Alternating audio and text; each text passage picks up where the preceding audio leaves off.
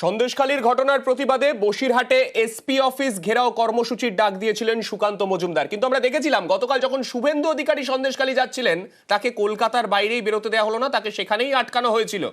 আজকে সেই কারণে বসিরহাট যেতে গিয়ে তাকে আটকানো হতে পারে এই আশঙ্কা থেকে ট্রেনে বসিরহাটের পথে সুকান্ত রাস্তায় আটকে দেওয়ার আশঙ্কা, তাই হৃদয়পুর স্টেশন থেকে ট্রেনে করে রওনা দিলেন সুকান্ত মজুমদার। আজ এসপি অফিস ঘেরাও কর্মসূচি সুকান্ত মজুমদারের।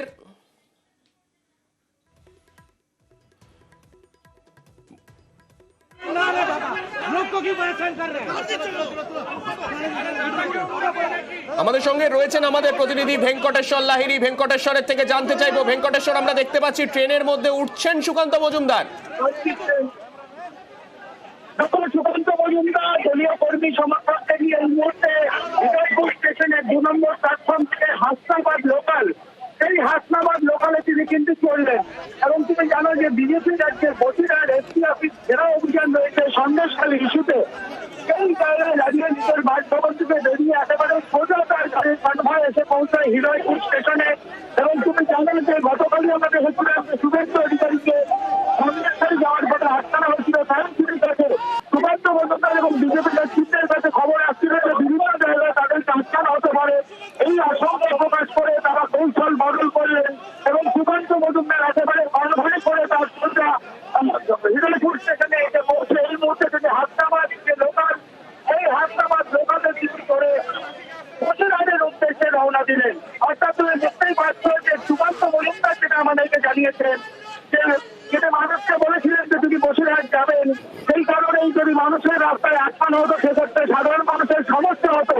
সেই সমস্যা যাতে না হয় সেই কারণে তিনি ট্রেনে সওয়ার করে বসিরহাট যাচ্ছেন। এবং এই মুহূর্তে ট্রেন এসে পৌঁছেছে এবং প্ল্যাটফর্ম থেকে উঠে সুকান্ত মজুমদার রয়েছেন ট্রেনের লোকাল ট্রেনের কামরায় এবং তিনি এগিয়ে চলেছেন বসিরহাটের উদ্দেশ্যে। বসিরহাটের দিকে এই মুহূর্তে ট্রেনে করে যাচ্ছেন।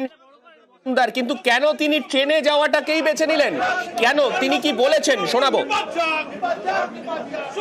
আমি কথা দিয়েছি যে আমি বসিরহাট যাবো এবং পুলিশ বিভিন্ন জায়গায় ব্যারিকেড লাগিয়েছে। সেই ব্যারিকেড ভেঙে আমরা যেতেই পারি, কিন্তু সেই ব্যারিকেড ভাঙলে আবার পরের জায়গায় ব্যারিকেড লাগবে এবং রাস্তা একের পর এক জায়গায় ব্লকেজ হবে, সাধারণ মানুষের অসুবিধা হবে। আমরা ন্যাশনাল হাইওয়ে দিয়ে সেই জন্য এসেছি, জানি পুলিশ ন্যাশনাল হাইওয়ে ব্লকেজ করতে পারবে না। এবং হৃদয়পুর স্টেশনে আমরা আমাদের 25-30 জন নেতা তাদের টিকিট কেটে আমরা বসিরহাট স্টেশনে পৌঁছবো।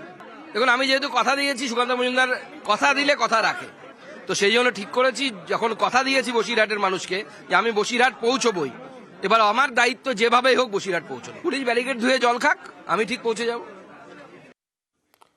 আমরা দেখতে পাচ্ছি ট্রেনে করে রওনা হয়ে গিয়েছেন ইতিমধ্যেই সুকান্ত মজুমদার। আমি আরো একবার ভেঙ্কটেশ্বরের কাছে যাব। ভেঙ্কটেশ্বর, ট্রেনে তিনি উঠে পড়েছেন, এই প্রচন্ড ভিড় ট্রেন আমরা দেখতে পাচ্ছি।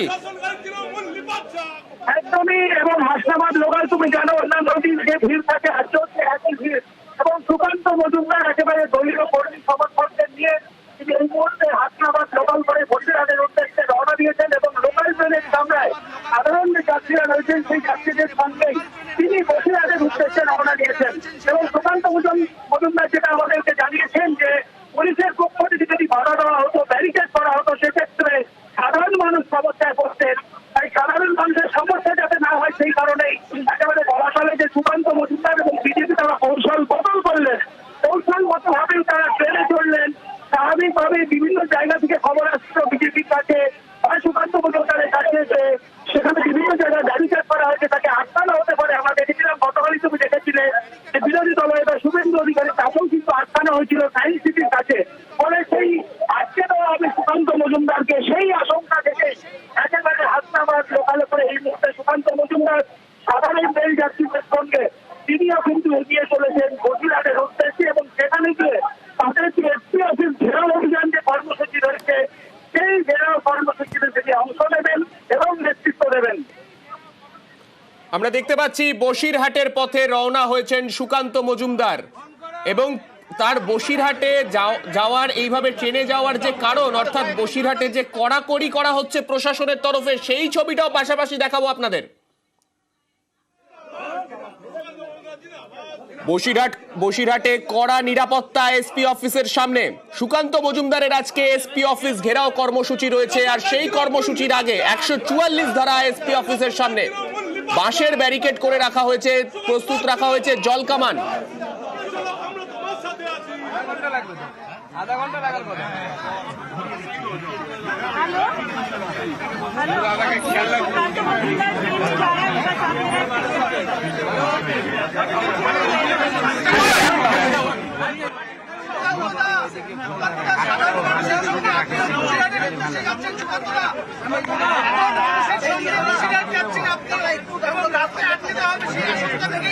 দেখুন, পুলিশ রাস্তায় আটকানোর সমস্ত রকম ব্যবস্থা করেছিল। দুটো রাস্তা আছে আপনারা জানেন, টাকি রোডেও এদিক দিয়েও যেতে পারতাম বা বাসন্তী হাইওয়ে দিয়েও যেতে পারতাম। দুটোকেই ব্লক করার চেষ্টা করেছিল, কারণ আমাদেরও তো ইন্টেলিজেন্স আছে, আমাদের কর্মীরা খবর দিয়েছে। কিন্তু আমি কথা দিয়েছিলাম যে আজকে আমি বসিরহাট পৌঁছবই যেভাবেই হোক।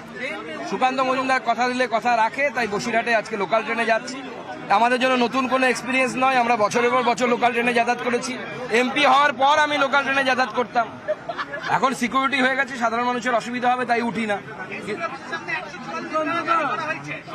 তো সুকান্ত মজুমদার যেখানে যাবে সেখানে পুলিশ 144 ধারা জারি করবে, কারণ একজন মাস্টারমশাই যাচ্ছে। তৃণমূলের চোর এমএলএরা যেত, ধর্ষকরা যেত, দেখতেন ওই এসপি চেয়ার থেকে উঠে স্যালুট জানাতো জয় বাংলা বলে।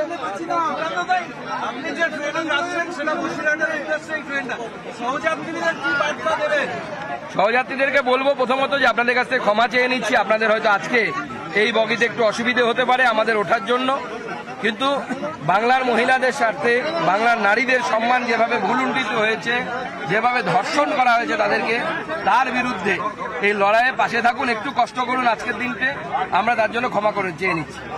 সুকান্ত মজুমদার জিন্দাবাদ। দেখতে পাচ্ছি হাসনাবাদ লোকালে করে বসিরহাটের পথে রওনা হয়েছেন সুকান্ত মজুমদার।